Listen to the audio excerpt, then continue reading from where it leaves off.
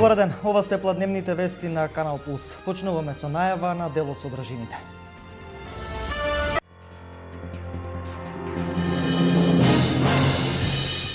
Од денес земјоделците може да почнат постапка за откуп на земјиштето, потоа оранжериите и другите земјоделски објекти. Постапката почнува со елаборат за принамена на статусот на земјиштето. Голем интерес за откуп на градежно земјиште во општина Кочани. Плацевите на викенд објекти на Пониква најбарани. Продадени се 3 плацеви за лесна индустрија.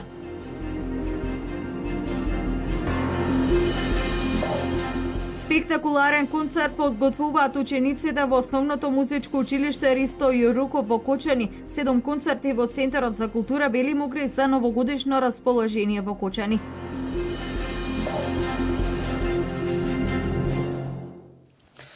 По нешто повеќе од 4 часа вчера попладне заврши сведочењето на премиерот Никола Груевски пред анкетната комисија за прислушувањето. По завршување на седницата Груевски изјави дека одговорил на сите прашања. Одговорив на сите прашања и кажа вистинските одговори. Тоа се работи кои што во најголем дел и јавно сум ги кажал и сум ги споделил со јавноста, така што нема нешто што досега не е споделено со јавноста од она што го кажав. И мислам дека покрај ова анкетна комисија следува и вистинската анкетна комисија ќе биде она на народот на 24 април следната година.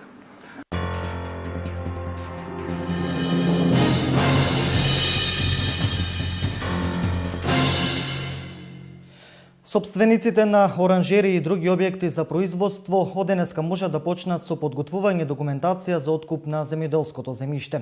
Ова го предвидуваат измените и дополнувањата на Законот за продажба на државното земјоделско земјиште, кои од денес стапуваат на сила.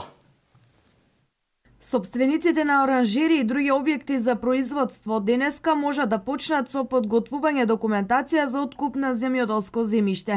Ова е предвидено со измените и дополнувањата на Законот за продажба на државното земјоделско земјиште, што и официјално стапија во сила. Заменик министерот за земјоделство, шумарство и водостопанство Ванчо Костадинов упати јавен повик до собствениците на оранжери и други објекти за примерна обработка на земјоделско земјиште, дека од денес па во наредните 60 дена собствениците и други стопански објекти треба да подготват елаборати за пренамена на статусот на земјиштето и да ги достават до подрачните единици на Министерството за земјоделство.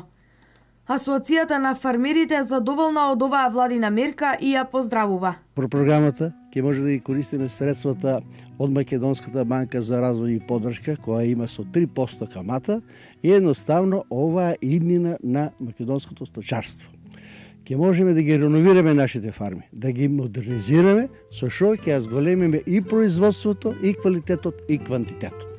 И затоа оваа одлука е од животно значење за сточарството во Македонија. Со тоа собствениците ќе ги исполнат условите најмалку еднаш, а најмногу 3 пати да се јават на еден од јавните повици годишно, кои ќе ги објави Министерството за земјоделство. На електронското надавање по 22 објави за продажба на градежно земјиште во Кочани, отуѓена е парцела за хотел во градот и 21 парцела за викендици на Пониква. Во населбите Драчеви и Белски дол ќе се градат 3 објекти за лесна индустрија. Голем интересот за купување градежни парцели, заради што до крајот на годината општина Кочани планира да спроведе уште една продажба.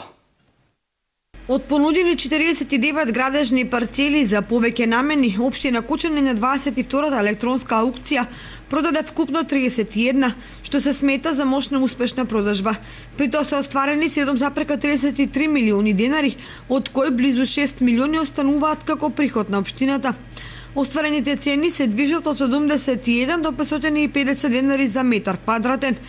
Тоа се основните податоци кои на денешната пресконференција ги соопшти градоначалникот Радко Димитровски.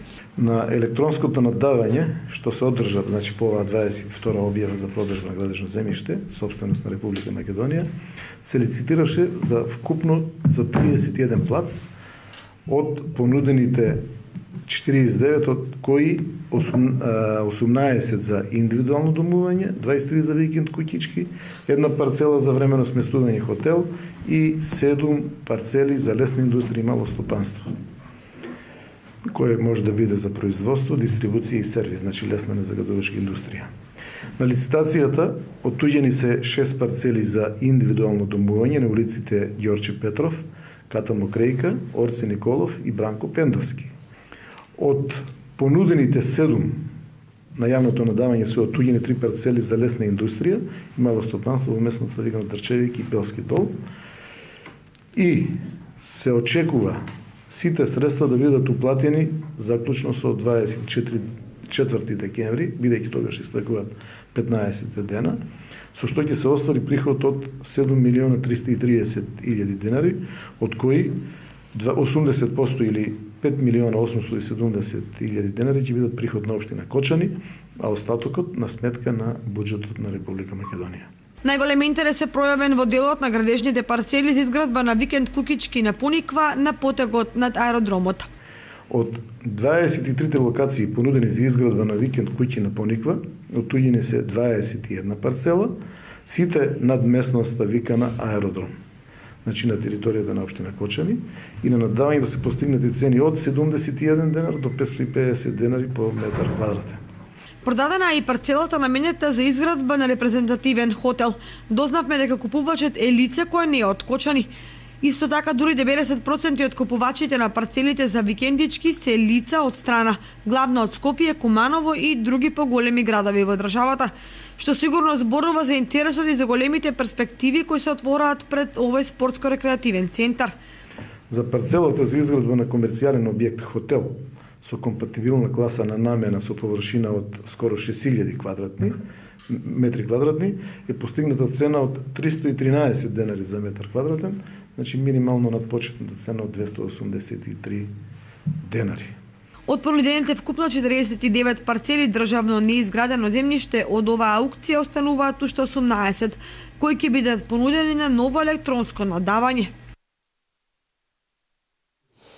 За околу половина час во големата сала на општина Штип ќе започне јавната расправа по предлог буџетот на општината за едната година. Сите заинтересирани граѓани, како и невладени организации и политички партии, може да учествуваат во јавната расправа за тоа каде треба да се насочат општинските пари во 2016 година. Можеме да кажеме дека вкупниот буџет на општината за 2016 година изнесува 916 милиони денари, или тоа е 9% повеќе во споредба со минатата година. Значи во 2015 вкупниот буџет бил 838 милиона денари. Основниот буџет ќе биде 483,3 милиони денари. Имаме зголемување од 21% повеќе од лани, но зголемувањето е пред се заради очекувањето да биде зголемен бројот на проектите кои што ќе бидат реализирани во општината, како и преку меѓународно учество преку ИПА програмата, но од друга страна општината планира и поголемо разложување по однос на меѓународни проекти, што се однесува до капиталните расходи, тие ќе учествуваат со 39% во основниот буџет.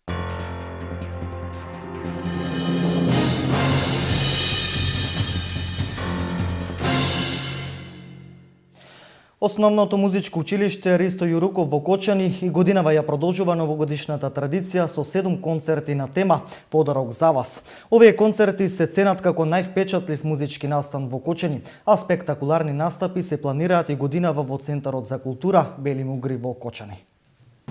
Седумте изданија на новогодишниот концерт на Основното музичко училиште Ристо Јуруков, распоредени по 2 на 22, 23 и 24 декември и финалната вечер на 26 декември, се термините во кои кочанската и не само кочанската публика ќе може да го види музичкиот спектакл со наслов Подарок за вас, соопшти на денешната пресконференција директорката Бети Ѓоргиева. Таа истакна дека подготовките се во завршна фаза и дека највпечатливиот музички настан во општината и годинава ќе донесе многу изненадувања кои ќе предонесе за незаборавни доживувања во салата на Центарот за култура Бели Мугри. Активностите околу овој настан веќе привршуваат, значи во завршна фаза се, и веќе во текот на следната недела започнуваме со представите за училиштата и граѓаните. Како информација за граѓаните, вечерните представи ќе бидат на 24 и 25 декември, значи четврток и петок со почеток во 19 часот. Годинава задоволството да се биде дел од новогодишниот концерт, посетителите ќе ги чини 150 денари, наместо досегашните 100 денари. Цената на билетот за влез од ова година е 150 денари. Секоја година стремиме да бидеме подобри и подобри, нормално да оди во нагорна линија. Годинава концертот ќе биде под тема Подарок за вас.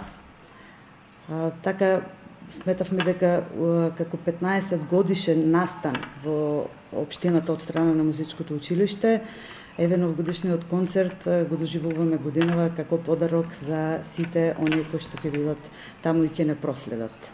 Но посебна благодарност покрај локалната самоуправа сакам да искажам до компанијата Ината, која и годинава по трети пат се јавува како генерален спонзор на новогодишниот концерт. Деновиве со максимална сериозност и забрзано темпо вежбаат големиот и малиот хор, како и оркестарот, додека во салата на Бели мугли се работи на сцената, која треба да го заокружи вкупниот впечаток во пресрет на новата 2016 година.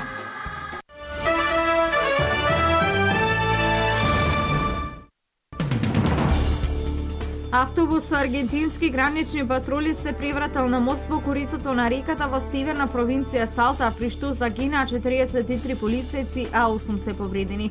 Возилото се превратило откако му пукнала предната гума. Провинција Салта граничи со Боливија, Чили и Парагвај. Граничната безбедност стана жешка тема во Аргентина, откако земјата се покажа како дел од маршрутата користена за шверц на кокаин од Андаите до Европа, а исто така шверцерите на луѓе превезуваат и сириски бегалци во западна хемисфера. Американскиот председател Барак Обама сака да ја посети Куба пред крајот на својот втор председателски мандат, што изминува во јануари 2017 година. Тој смета дека тоа можеби нема да се случи доколку во Куба не биде постигнат реален напредок за прашањето на правата на човекот. Би сакал да заминам во посета на Куба, но треба да постојат реални услови за тоа, изјави Обама за Yahoo. Во август, американскиот државен секретар Џон Кери ја посети Хавана за да присуствува на отворањето на американската амбасада. Сега Обама вели дека ќе ја следи ситуацијата со Куба во идните месеци. Ако видиме јасен напредок за прашањето на слободата на кубанците, јас со задоволство ќе заминам таму за да го истакнам тој процес, изјави Обама. Чешка ќе прифати 153 христијански бегалци од Ирак кои ги напуштиле своите домови во областите кои се под контрола на екстремната сунитска организација Исламска држава. Чешкиот претседател, кој од почетокот на бегалската криза ја истакнува заканата од инфилтрирање на исламистичките милитанти со ретките бегалци на европскиот континент, уште во јули изјави дека перифира христијански бегалци кои се многу малку во масата муслимани кои преку југоисточна Европа се движат кон северот од континентот. Оваа земја со 10,5 милиони жители примила до крајот на октомври 1245 барања за азил и одобрила заштита за 52 лица, според податоците на Чешкото министерство за внатрешни работи.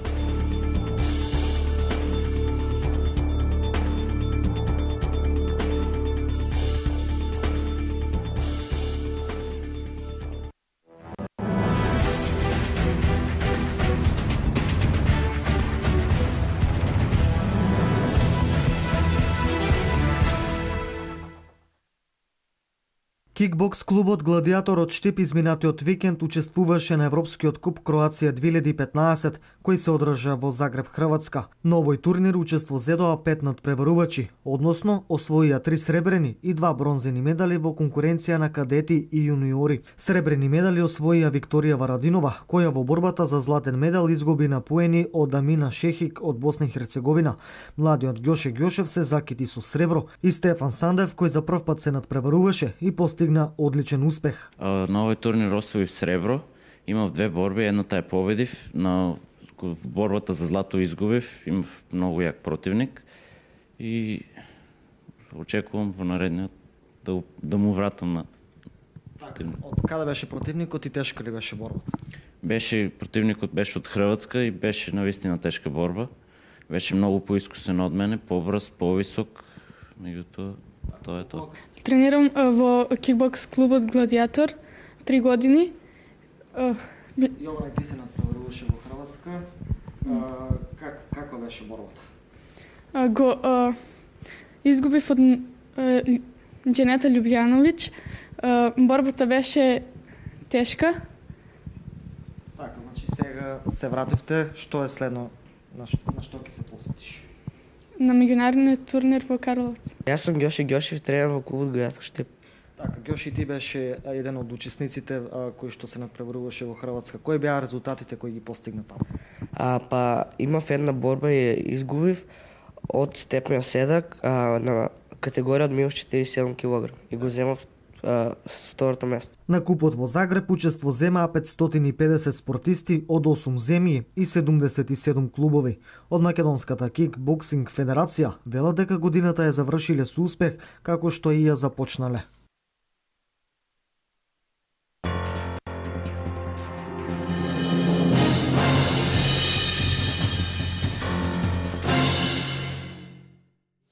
Ова е се во ова издание на вестите. За дневните актуелности повеќе во дневникот во 16:30. Имајте убав ден.